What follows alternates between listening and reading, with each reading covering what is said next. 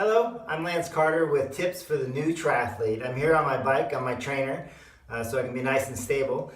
If you're new to cycling, or even if you're not new to cycling, you may have been riding out there on the road and find that you go to maybe look to your left to see if there's any traffic, make sure it's safe, and then next thing you know, you're 2-3 feet over to your left, maybe you have crossed the white line where it's not so safe. Or maybe you're just riding along and you go to talk to a friend and you look to your right and you veer, another 2-3 feet over this way. So there's a really simple fix for that. And all it involves, you keep both hands on the handlebars, but you just put the slightest amount of pressure in the opposite hand. So if I'm going to look to my left, then I want to put just a tiny bit of pressure into my right side. I'm still going to keep my left hand on the handlebars. I'm still going to be nice and stable. But as I look left, I'm just going to put a slightest amount of pressure in my right hand. And in fact, the further that I look behind me, the more pressure I want to offset with that opposite hand. So if I'm going to look really far behind me, like all the way in back of me, I want to push that right hand even further.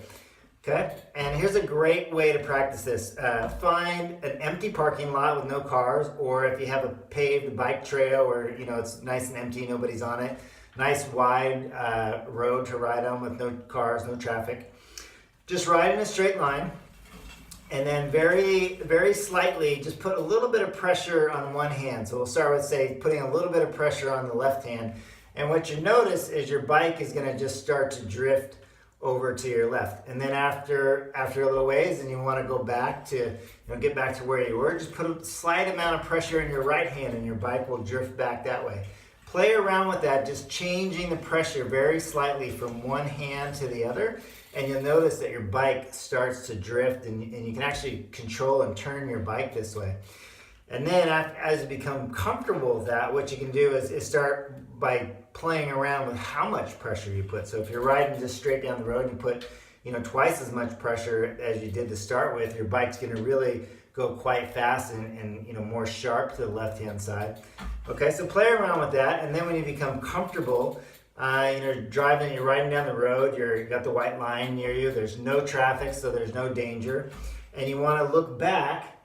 You can do a couple ways. You can do a little compare and contrast. You can compare where you look back and you don't put any pressure, and you will notice that your bike drifts over the white line. And then you can do it again, and this time just put the slightest amount of pressure on the right side as you look back to your left. And what you'll notice is when you look back straight, your bike is straight and it hasn't moved over. Okay, so play around with that. That's a great way to do some counterbalance steering, and it helps you gain confidence because it helps you to look around. When you find that you look around, all of a sudden you're in the middle of the road, what happens is you don't have much confidence.